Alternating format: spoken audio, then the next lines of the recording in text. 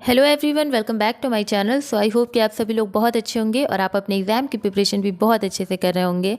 तो आज की जो हमारी न्यू वीडियो है, इस वीडियो में हम लोग again BSc third semester zoology के क्वेश्चन सॉल्व करेंगे। माइक्रोस्कोपी से रिलेटेड जितने भी क्वेश्चन होंगे, आज जो हमारा मेजर पॉइंट होगा वो cell fractionation plus chromatography, electrophoresis, X ray diffraction, auto radiography, ये सभी चीज़ें हम लोग सॉल्व करेंगे। So now let's move on the video and cover the today's whole question. अगर आप चैनल पर न्यू होंगे तो प्लीज़ चैनल को सब्सक्राइब किए बिना मत जाइएगा, क्योंकि बहुत सारी वंडरफुल वीडियोस आप लोगों का वेट भी कर रही हैं।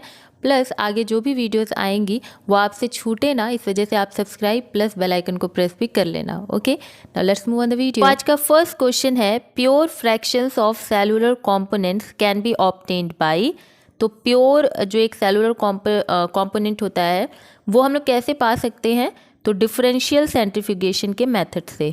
Okay, cell organelles can be separated by, there are 4 options, ठीक है, इन फ्रंट ऑफ यू, और चारों ही आपको लगता है कि हाँ भाई सेपरेट करने का एक मेथड है। But cell organelles can be separated by differential centrifugation. Okay, differential centrifugation is our right answer. Okay, थोड़ा सा इसको थिन करते हैं पेन को।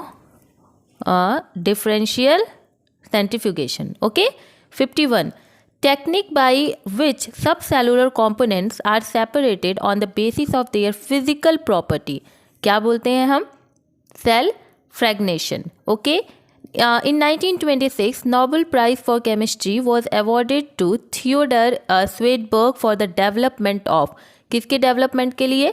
Ultra centrifugation.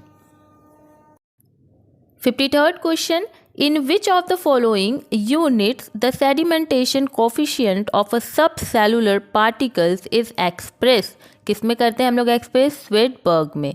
ठीक है, सेडिमेंटेशन कोफिशिएंट के किस में जैसे यूनिट होती है ना, जैसे आप लोग लेंथ को मीटर में आप कर देते हो एक्सप्रेस, वैसे ही जो हमारी सेडिमेंटेशन कोफिशिएंट होती है उसको स्वेडबर्ग में हम लोग क्या करते हैं? एक्सप्रेस करते हैं। 54th, if biomolecule analysis of mitochondria is to be done, the best procedure would be। तो माइटोकॉन्ड्रिया का बायोकेमिकल एनालिसिस करने के लिए सबसे अच्छा तरीका क्या होगा? कौन सा प्रोसीजर होगा? तो अगेन सेल फ्रेगनेशन, जिसको कि हम सेंट्रीफ्यूग भी बोलते हैं, वही सबसे अच्छा होगा। तो subject the cells to cell fractionation centrifuge and obtain mitochondria, ये हमारा जो प्रोसेस है ये सबसे अच्छा रहेगा। 55th, if the cell are broken up and sedimented, the new structure formed in one of the fraction is होगा माइक्रोसोम्स होंगे। Okay, the order of sedimentation of subcellular structure during differential centrifugation is nucleus, mitochondria, lysosome. Okay, cell organelles can be physically separated by each other by centrifugation, जैसे कि हमने ऊपर भी आपको बताया है। ठीक है, नाउ क्रोमेटोग्राफी से क्वेश्चन बहुत ज़्यादा इंपॉर्टेंट है, देख लीजिए आप लोग। A technique employed to separate different molecular species. जब मॉलिक्यूलर स्पीसीज को हम सेपरेट करने की बात करते हैं तो वहाँ पर chromatography is the best option. Now the column chromatographic technique was developed in 1906 bye Russian chemist. किसने किया था? किसने किया था? मिखेल टीस्वेट, जो भी आप बोलो, टीएस्वेट जो भी है। Which of the following technique is use to determine molecular weight of protein. किससे करते हैं हम मॉलिक्यूलर वेट ऑफ प्रोटीन को एनालिसिस? हमारे जेल फिल्टरेशन क्रोमेटोग्राफी से। Okay, affinity chromatography is used in, affinity chromatography को हम लोग किस लिए यूज़ करते हैं? Immunoglobulin, cellular enzyme plus mRNA के सेपरेशन के लिए हम एफिनिटी क्रोमेटोग्राफी जो प्रोसेस है उसे यूज़ करते हैं। ओके, इलेक्ट्रोफोरेसिस, इलेक्ट्रोफोरेसिस से क्या क्वेश्चन है? The charged molecule are placed in a medium and exposed in an electric field in, बताइए, इलेक्ट्रोफोरेसिस। ठीक है, electrophoresis of a protein was introduce in 1933 by, किसने किया था? AWK ने। ठीक है, which of the following technique is use to separate proteins based upon difference in their masses. तो हमारे जो इलेक्ट्रोफोरेसिस है उसी का यूज़ करते हैं। देखो, मॉलिक्यूलर जो हमारा वेट था प्रोटीन का, अगर उसे डिटरमाइन करना हो तो we use chromatography.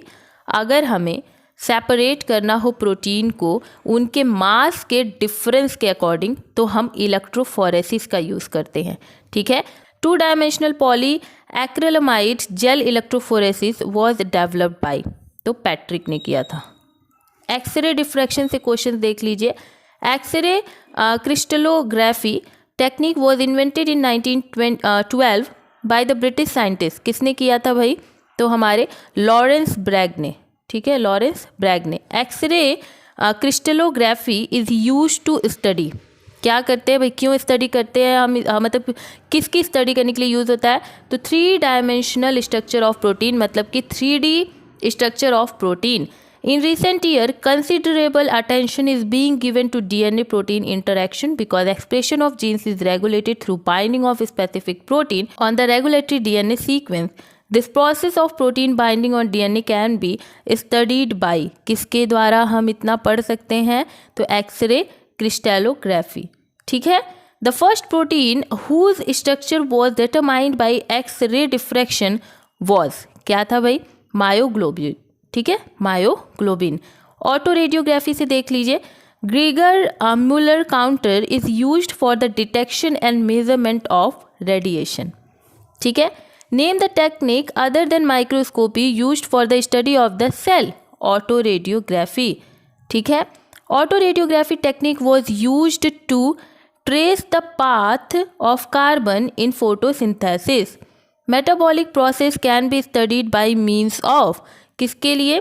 Auto radiography.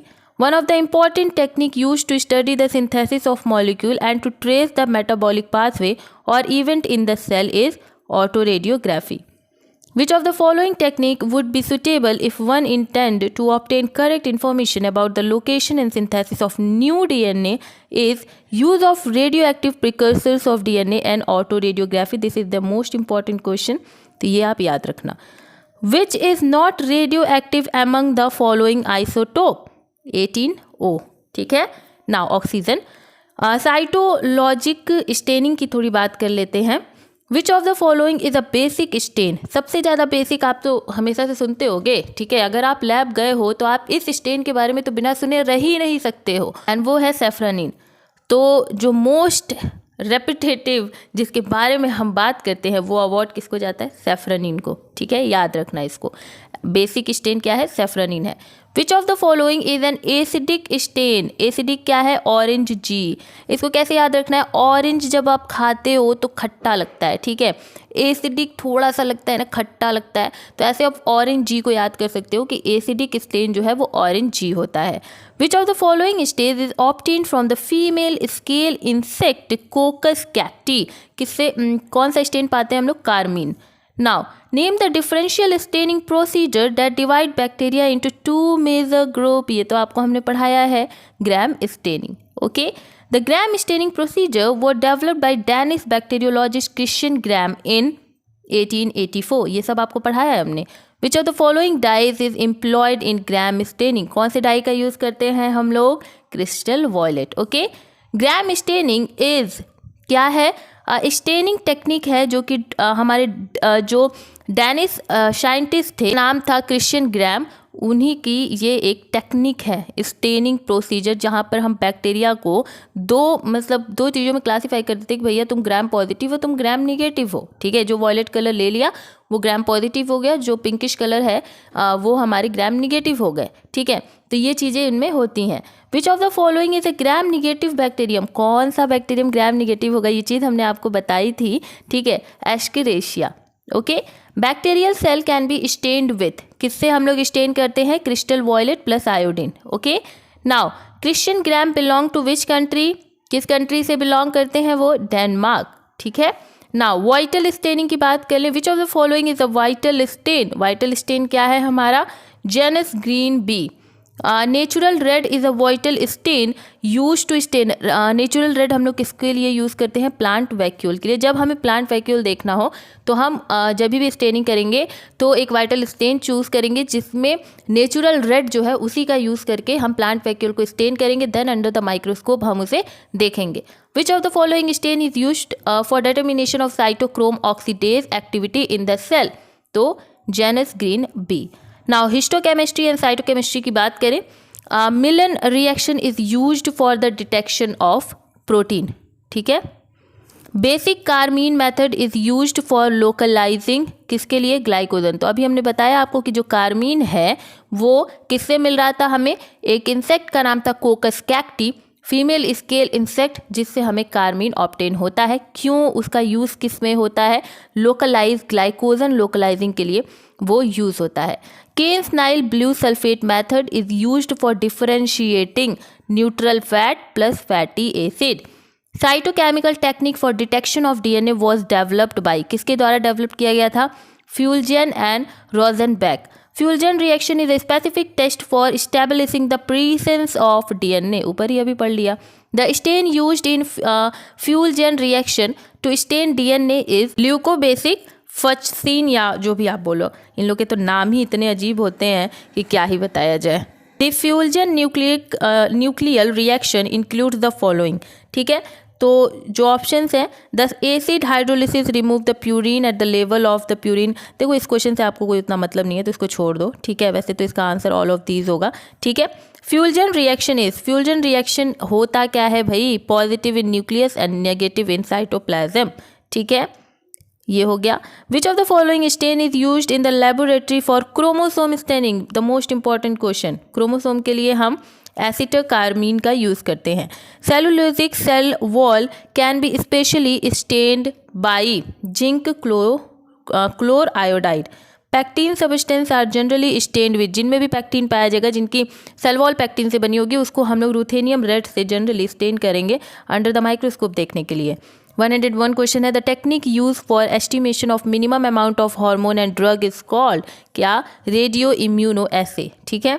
Radio immuno assay is a technique use for estimation of minimum amount of hormone and drugs, ठीक है। The most sensitive method to measure hormone concentration is again radio immuno assay, okay. The arrangement of atom and molecular group in the large molecules such as DNA and RNA can be studied using X-ray diffraction. Depth of an object can be studied through, किसके, depth एकदम अंदर तक घुस के उस object के बारे में हम लोग किस में देखते हैं, जो हमारे इलेक्ट्रॉन माइक्रोस्कोप है उसमें भी स्कैनिंग इलेक्ट्रॉन माइक्रोस्कोप जो है उसी का यूज़ करते हैं। For which one of the following cell organelle Janus green B is a specific vital stain, ठीक है। तो बताइए, अभी ऊपर ही हमने इसकी बात की थी, माइटोकॉन्ड्रिया, ठीक है।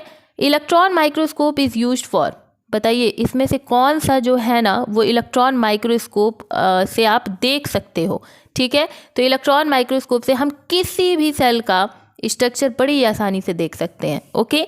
The Gram negative bacteria detect and respond to chemical in their surrounding by lipopolysaccharide, ठीक है। हमने आपको पढ़ाया था कि सब खेल जो है वो लेयर की है, वो जो आपके सेल वॉल है ना उसमें जो हमारा लिपोपॉलीसेकेराइड है उसके ही प्रेजेंस की है, यहाँ थिक होगी यहाँ थिन होगी। ग्राम नेगेटिव में थिन होती है, इसी वजह से वो कलर क्या है, पकड़ नहीं पाता है, ठीक है। इसीलिए वो वॉयलेट कलर छोड़ देता है और पिंकिश कलर में नज़र आता है। लेकिन वहीं अगर हम ग्राम पॉजिटिव की बात करें तो वो कलर बड़े अच्छे से पकड़ लेता है, क्योंकि उसकी लेयर जो है वो बहुत थिक है, ठीक है। यूरेनियम 238 एमिट्स, सबसे ज़्यादा क्या एमिट करता है यूरेनियम जो 238 है वो, तो alpha rays, okay. Auto radiography technique use to, auto radiography technique हम क्यों यूज़ करते हैं, तो अभी हमने आपको बताया था कि पाथ ऑफ कार्बन, जो हमारे फोटोसिंथेसिस में जो कार्बन के पाथ हैं उनको ट्रेस करने के लिए हम ऑटो रेडियोग्राफी का यूज़ करते हैं।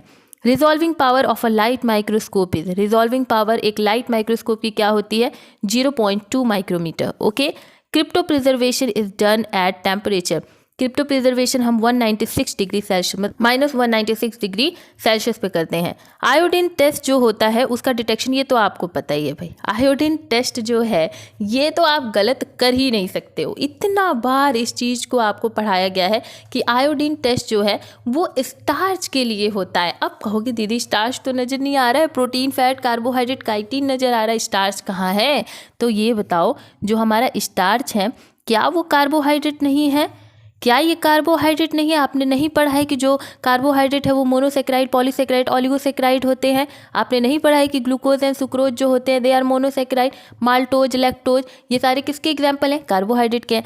क्या आपने स्टार्च नहीं पढ़ा है कि स्टार्च जो होता है वो हमारा पॉलीसेक्राइड होता है? नहीं पढ़ा है आपने। तो स्टार्च क्या है हमारा? कार्बोहाइड्रेट है। और जब कार्बोहाइड्रेट है तो ऑब्वियस सी बात है कि आयोडीन टेस्ट हम कार्बोहाइड्रेट के लिए कर रहे हैं। क्या इसमें कुछ भी आपको मतलब दिक्कत परेशानी हुई? नहीं ना।